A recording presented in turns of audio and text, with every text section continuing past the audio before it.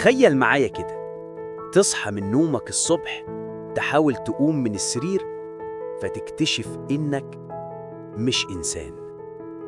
جسمك اتغير، رجليك بقت ضعيفة وغريبة، وصدرك بيطلع صوت مش مفهوم. وتبص حواليك تلاقي كل حاجة زي ما هي، بس انت مش انت.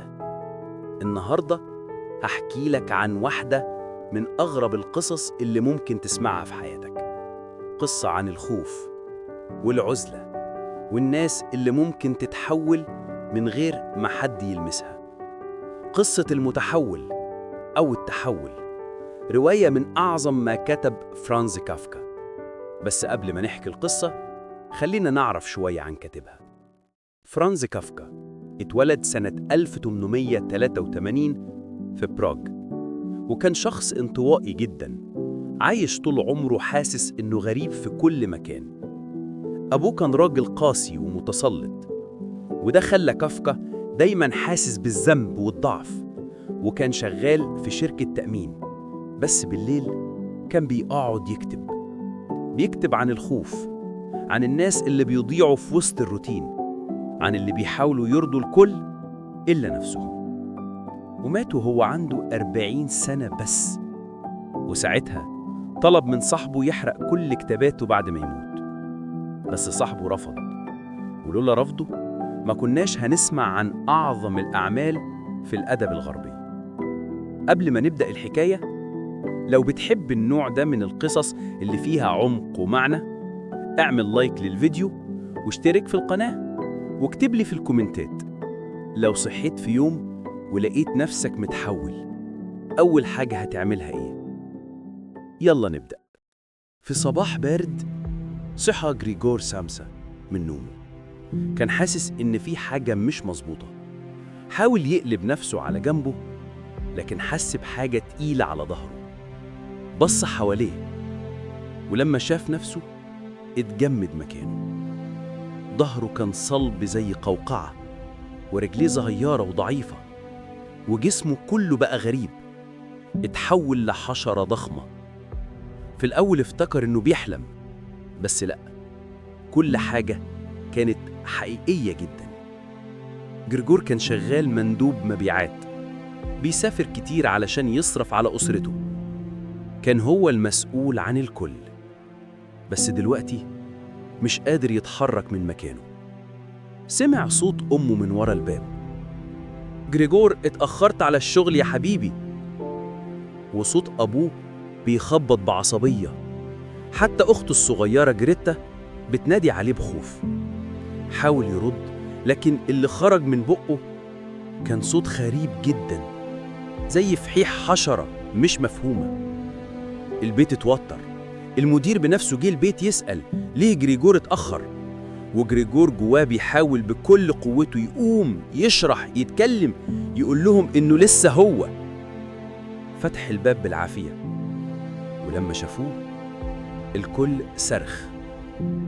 أمه وقعت على الأرض. المدير جري ناحية الباب، وأبوه مسك عصاية وبدأ يزقه بعنف جوه الأوضة. ومن اللحظة دي اتقفل الباب. الأوضة بقت سجنه، حدش بيكلمه، حدش بيقرب منه. أخته بس اللي كانت بتدخل له الأكل بسرعة وتمشي.